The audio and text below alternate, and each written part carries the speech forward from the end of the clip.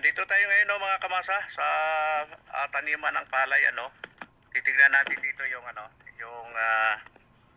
kung paano mag-cultivate ng lupa no sa pamamagitan ng kalabaw. Mano-manong cultivation dito bago tamnan ng palay no. Ayan oh, ganyan ang mga kamasa oh. Para dun sa mga walang kaalaman, nais kong i-share sa inyo mga kamasa kung paano magtanim ng palay. So sa ganitong pamamaraan, mga kamasa yan, kalabaw, merong yung parang suklay na kakayurin yung lupa, no putik, para mapatag siya bago tamnan siya ng palay no mga kamasa. Kaya ganyan ang sitwasyon dito. Dito ito sa barangay Masabod no, sa Misamis sa Occidental. Ayan ang sitwasyon no. Ayan mga ganyan no, mga kamasa. Yung pag-cultivate ng mano-mano sa lupa na tatamnan ng palay.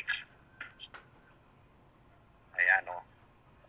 So maayos na at medyo nadurog na yung lupa. So susunod yan, uulitin ulit yan para luminis siya bago tamnan ng palayan mga kamasa. Ayan lang maisishare ko sa inyo sa umagang ito. Shoutout sa lahat ng mga subscribers, lahat ng ating viewers. Maraming salamat po sa inyo, sa inyong suporta. Dito tayo sa kalagitnaan nitong taniman ng palay ngayong umaga. So, napapadan lang tayo dito, Toliwi. Ito, kamag-anak ko yung isa sa mano-manong cultivation ng lupa upang matamnan ng palay no mga kamasa. So ganyan po ang sitwasyon. Hindi po dito. Meron din po dito nagko-cultivate ng lupa yung tinatawag nila na kuliglig no.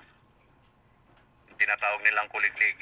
So ganito to kalawak ang taniman ng palay dito mga kamasa yun no. Dito ito sa barangay Masabod, Misamis Occidental. Ayan, may mga kalabaw. So kalabaw lang ang ginagamit nila dito sa pagsasaka ng palay. Ayan, mano-mano. Meron din tinatawag na traktor no. May tinatawag din traktor dito. So doon sa gawin na yon, ayun merong traktor na nagko-cultivate din doon. Parang ganito rin ang ginagawa nila. Magiging ganito din ang lupa ang kalalabasan ng tinatawag nilang kuliglig. Ayan.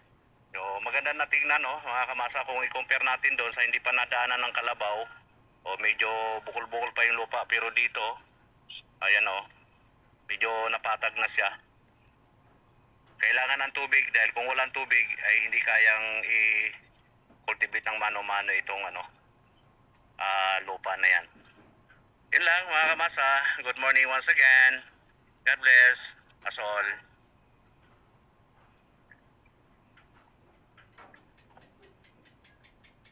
Grabing init no.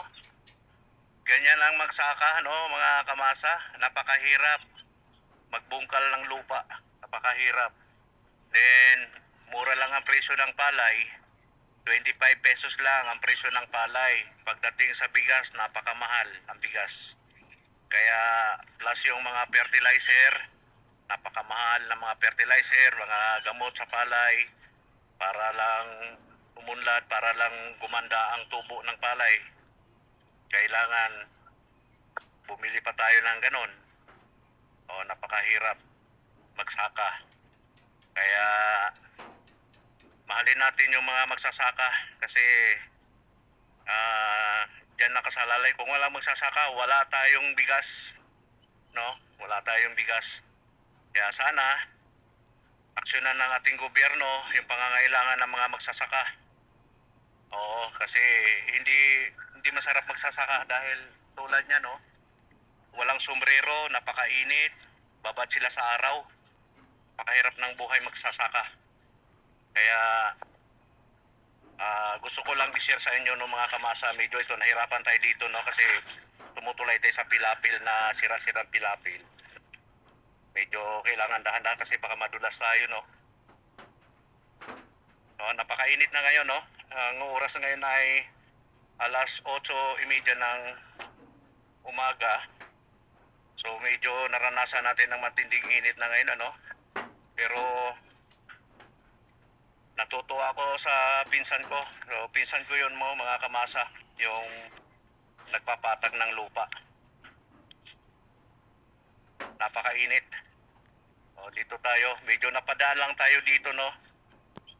Medyo nag-usyoso lang ako dahil matagal ng panahon na hindi ko na na-experience yung mga ganitong uri ng trabaho.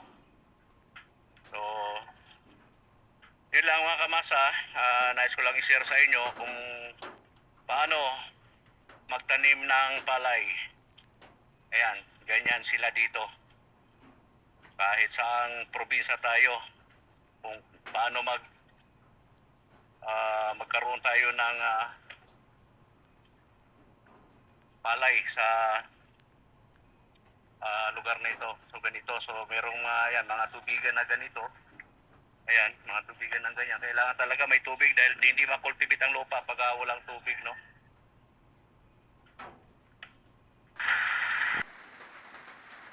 Ayan, papawin na tayo mga kamasa. Medyo guba itong dinadaanan natin dito sa kanang bahagi natin mga kamasa. Ilog yan, ano. Dito tayo sa gilid ng Pampanga. Ayan. Ayan. Malalim yan mga kamasa. Kung di ako nagkakamali, nasa mga ipit yan, no. Ang lalim ng ilog niya, high tide siya ngayon.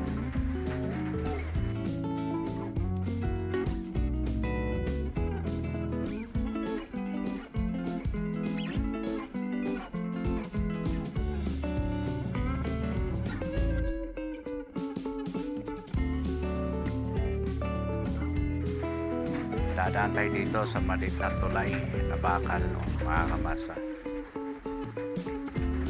Ito, tutulay tayo dito mga kamasa. Bakal. Sapa.